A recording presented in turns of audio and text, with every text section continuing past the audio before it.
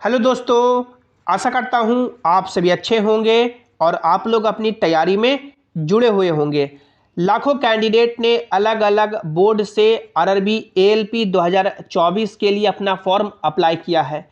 इस वीडियो में हम लोग बात करेंगे कि यदि आप लोगों ने आरआरबी मुंबई से एएलपी 2024 का फॉर्म अप्लाई किया है तो मुंबई बोर्ड में ऑफिशियली कितने फॉर्म डाले गए हैं, क्योंकि फॉर्म के रिगार्डिंग मुंबई बोर्ड ने ऑफिशियल आरटीआई का जवाब दे दिया है।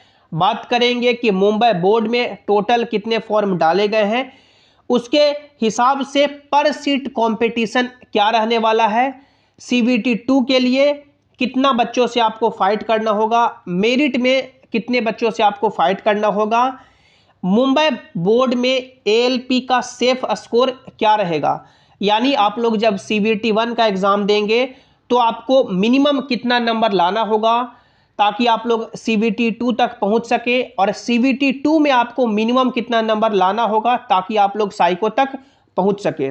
बिल्कुल सही एनालिसिस करेंगे सटीक कट ऑफ के साथ। पूरे वीडियो को आपको ध्यान से देखना है, और यदि आप लोग जेसिन क्लासेस पे पहली बार आए हैं या अभी तक भी सब्सक्राइब नहीं किए हैं तो कर लीजिए, ताकि जो भी रेलवे के आगे के अपडेट हो उसकी सही और ऑफिशियल जानकारी आपको मिल सके।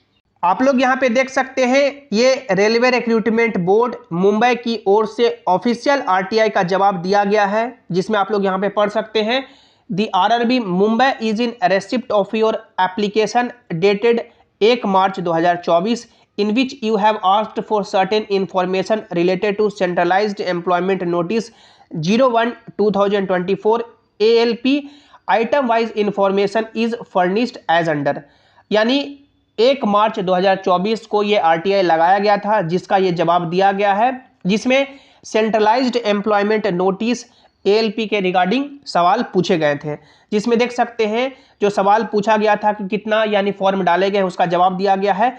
Total number of 1,79,124 applications form are received against centralised employment notice 01/2024 ALP in RRB Mumbai.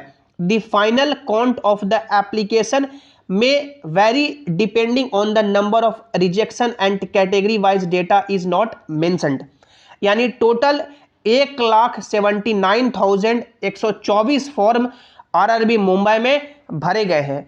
और आरआरबी मुंबई में टोटल कितनी वैकेंसी थी, तो टोटल वैकेंसी आपका 547 था, यानी 547 वैकेंसी के लिए लगभग 1,80,000 फॉर्म डाले गए हैं। और यहाँ पे साफ बता दिया गया है कि ये जो एप्लीकेशन फॉर्म है ये अभी प्रोविजनली है, यानी जब स्क्रूटनी की जाएगी फॉर्म की तो बहुत सारे ऐसे कैंडिडेट होंगे जिन्होंने फॉर्म में कुछ ना कुछ गलती की होगी, जिसके बाद उन सभी फॉर्म को रिजेक्ट किया जाएगा और एक बाद में एक्चुअल नंबर फॉर्म की निकल के आएगी।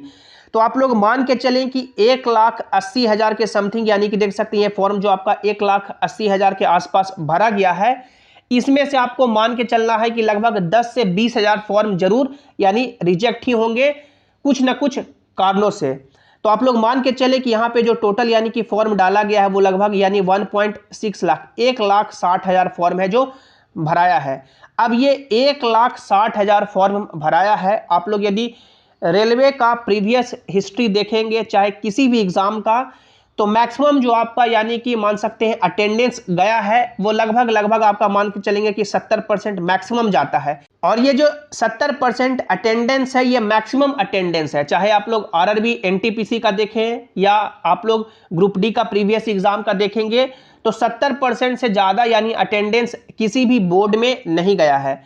अब यदि 1,60,000 का यदि आप लोग 70% कैलकुलेट करेंगे तो 1.12 लाख यानी 1,12,000 कैंडिडेट यहाँ पे मान सकते हैं एग्जाम देंगे सीबीटी 1 का। सीबीटी 1 का एग्जाम मात्र और मात्र लगभग 1,12,000 कैंडिडेट ही एग्जाम देंगे। अब ये जो टोटल वैकेंसी है आपका 547, जैसा कि आप सभी को मालूम होगा कि सीबीटी 2 में टोटल वैकेंसी का 15 टाइम्स कैंडिडेट क्वालिफाई करते हैं। तो 547 का यदि आप लोग 15 गुना करेंगे तो टोटल यानी कि 8,205 कैंडिडेट है जो सीबीटी 2 के लिए क्वालिफाई करेंगे। यानी जो ये 1,12,000 कैंडिडेट एग्जाम दिए हैं उनमें से मात्र CBT 2 के लिए 8,205 बच्चों का ही रिजल्ट होगा। अब ये 8,205 बच्चे CBT 2 का एग्जाम देंगे और CBT 2 में यानी जो टोटल वैकेंसी है उसका 8 टाइम्स कैंडिडेट क्वालिफाई करते हैं। यानी जो टोटल वैकेंसी आपका यहाँ पे 547 है, CBT 2 में जो कैंडिडेट क्वालिफाई करेंगे 547 के लिए आप लोग 8 टाइम्स करेंगे तो आपका यानी कि ये आपका 4,376 ऐसे बच्चे हैं जो CBT 2 क्वालिफाई करेंगे और साइको के लिए एलिजिबल होंगे। और ये सभी 4,300 यानी कि 76 बच्चे हैं जो साइको का एग्जाम देंगे। साइको यानी जो मान सकते हैं जितना जो नंबर लाएगा उसके बेसिस पे मेरिट बनेगा। ALP में यानी कि जो आपका CBT 2 में जो आपका मैथ्स रीजनिंग पूछा जाता है उसका भी 70% वेटेज होता है और साइको का भी 30% वेटेज होता है। तो ये 4,376 बच्चे यानी सभी मेरिट के लिए दौड़ेंगे। तो ये मान सकते हैं आपका ओवरऑल एनालिसिस है कि कितना फॉर्म डाला गया है, कितना CBT 1 या CBT 2 में अटेंडेंस रह सकता है, उसके अकॉर्डिंग मान सकते हैं कितना कैंडिडेट CBT 1 क्वालिफाई करेंगे, CBT 2 क्वालिफाई करेंगे।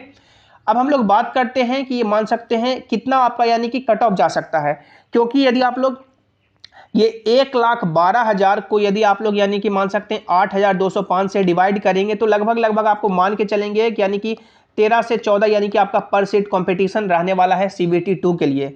CBT 2 के लिए 13 से 14 पर सीट कंपटीशन रहेगा, यानी 13 से 14 बच्चे एग्जाम देंगे तो उसमें से एक बच्चा यानी कि क्वालिफाई करेगा CBT 2 के लिए। अब क्या सेफ स्कोर रह सकता है CBT 1 में, CBT 2 में, ये हम लोग बात करते हैं। तो देखिए ये आपका मुंबई ALP 2024 का कट ऑफ है, सेफ स्कोर है।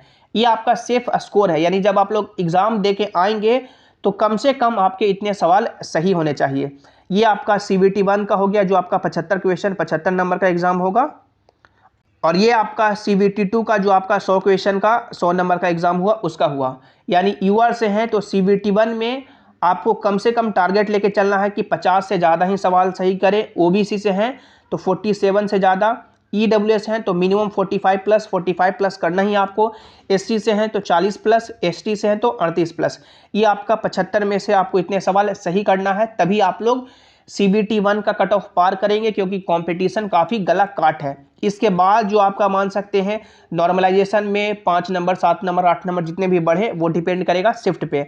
उसके बाद यदि हम लोग CBT 2 की बात करें जो 100 नंबर का एग्जाम होगा तो यूआर से है तो आपको 72+ का टारगेट रखना है कि 100 में से 72+ सवाल सही करें। OBC से हैं तो 70+, EWS से हैं तो 68+, SC से हैं तो 66+ और ST से हैं तो 64+। क्योंकि आप लोग CBT 2 में जितना ज़्यादा नंबर लाएंगे वो आपके लिए बेहतर होगा, क्योंकि CBT 2 में जो आपका मान सकते हैं मेरिट बनने में भी वेटेज है, मेरिट बनने में आपका 70% वेटेज है, और फिर साइको का है जो आपका 30% वेटेज है। CBT 1 तो आपका क्वालिफाइंग इन नेचर है, क्वालिफाई करना इसका नंबर है जो मेरिट में नहीं जुड़ेगा, लेकिन CBT 2 में आप लोग जितना ज़्यादा नंबर लाएंगे आपका मेरिट बनने का चांस उतना ही रहेगा। तो ये एनालिसिस के अकॉर्डिंग सेफ स्कोर है, इतना आपको नंबर CBT 1 और CBT 2 में मिनिमम लाना ही है। आई होप आज का वीडियो आपको अच्छा लगा होगा। आप सभी कैंडिडेट नीचे कमेंट में अपनी राय प्रतिक्रिया जरूर दें, और आप लोग ये भी बताएं कि यदि आप लोग अभी टेस्ट देते हैं ऑनलाइन तो आपके कितने नंबर बनते हैं CBT 1 में या CBT 2 में। वीडियो को लाइक कीजिएगा, चैनल को सब्सक्राइब कीजिएगा, और सभी इंपॉर्टेंट अपडेट के लिए आप लोग टेलीग्राम जयसिंह क्लासेस से भी ज्वाइन हो जाएं, ताकि जो भी अपडेट हो, जो भी नोटिस हो, यहाँ पर आपको मिल सके। लिंक आपको नीचे डिस्क्रिप्शन में दे दिया गया है, या आप लोग टेलीग्राम पे जयसिंह क्लासेस सर्च करके भी जुड़ सकते हैं। मिलते हैं अगली वीडियो में। Thanks for watching, have an awesome day.